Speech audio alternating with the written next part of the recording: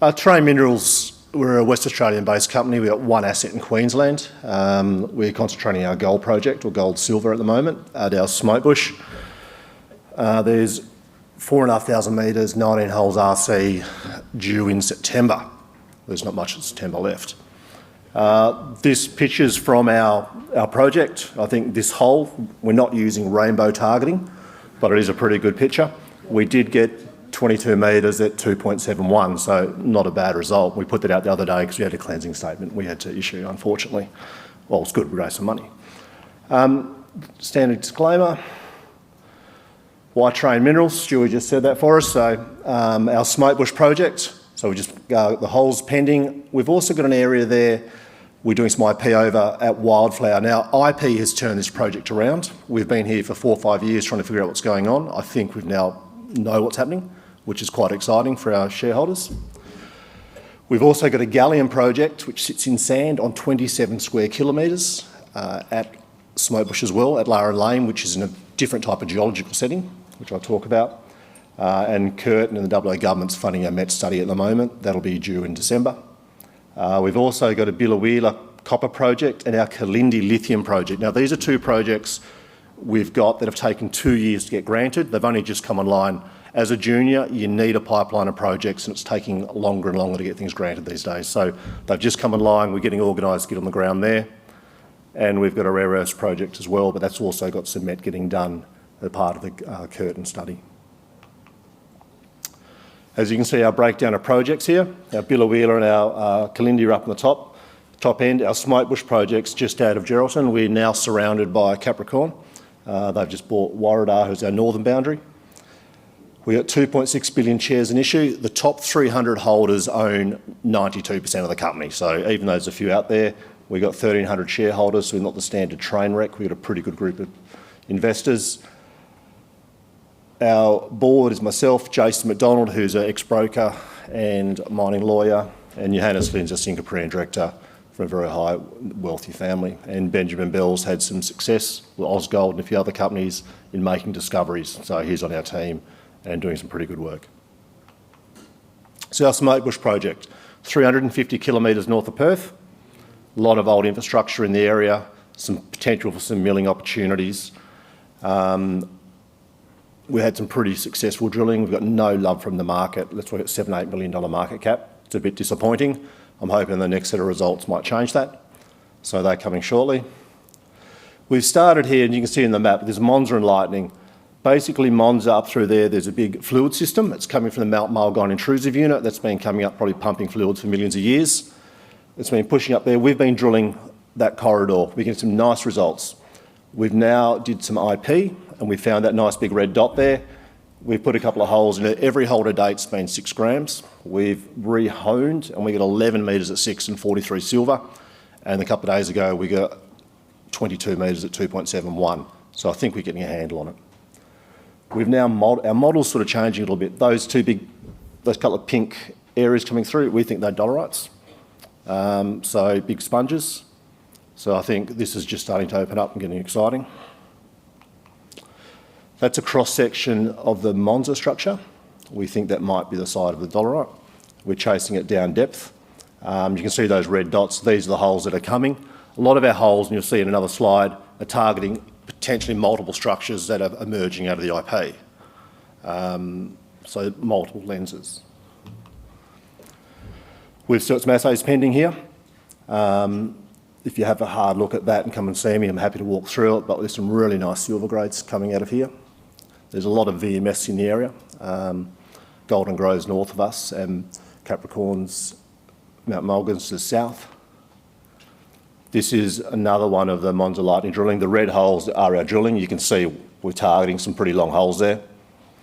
That's where we got the 22 metres at 2.7. We're chasing these things down depth, and you have to wait for the results. IP's turning around Paradise City and Cotter. We've had some pretty early stage big zones of mineralisation. Down this end of the project, it's about 30 metres undercover. We're up at Monza and Lightning. It's at surface, hard rock. So the IP is rolling out there now. It's also on the edge of the intrusive unit. So we'll get some information out to the market shortly, but there's potential for multiple targets or maybe deposits if we're lucky. So this is really turning out to be real. This is where our location is. You can see the Warradar stuff that comes down that parallels a bit of a sweep, and we're sitting down near Black Dog and Highland Chief. There are pits all the way around. We believe Rothsay's been broken off the Mount Mulgunn intrusive unit as well. You can see where Monza's sitting up there and wildflowers around the side. Our gallium sits, can't really walk over there, but I'll just wander here.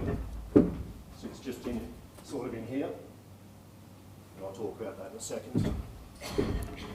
So we're in a pretty good location and very close to Perth. This is our Lawrence Lane gallium. So what we've got here, we've got 2 granites have pushed up and there's a big laneway. So it's 3 k's by 9 k's. It's a big washout area that goes down to the river, so it's getting washed all the time. It's in a clay regolith. We've got gallium in pretty well all of it. So there's 102 holes into it. About 10 of the holes sit outside of our JORC exploration target on the 27 square k's, so 5% JORC exploration target. We've got gallium up to 54 grams a tonne, up to zones up to 64 metres wide. It all looks the same. I'm not drilling out the biggest gallium project on the planet potentially until we have a MET solution. All these specialty metals need a MET solution. So let's get the solution first. Gallium is a critical mineral. 98% of it comes from China. There is no modern world without gallium. It's in your LED lights. Lasers don't work without it. AI and quantum computing don't work without gallium components or chips. So silicon chips are sort of history. Gallium chips are in. Switches faster at lower voltages and operates at much higher temperatures. Very small market. It's non-LME. It's all B2B. We probably need a partner for this. It's not something I want to take the company down into an opaque metal, but we are getting a lot of interest because of the strategic value of gallium. So let's see what the MET studies say in December. I'm talking to a lot of people who have a lot of interest in this project. It's more something of a joint venture the company will be doing. That's how it will go, I believe. That's our program. We're a very active company. We're always drilling. We never have any money. We spend it on drilling.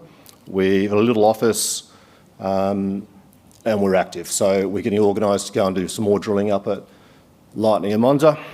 We're very excited how that's rolling out. We've got our MET studies happening at our Lawrence Lane, IP obviously at Wildflower, and we're converting the Lightning Monza area into a mining lease at the moment, so we're obviously quite confident.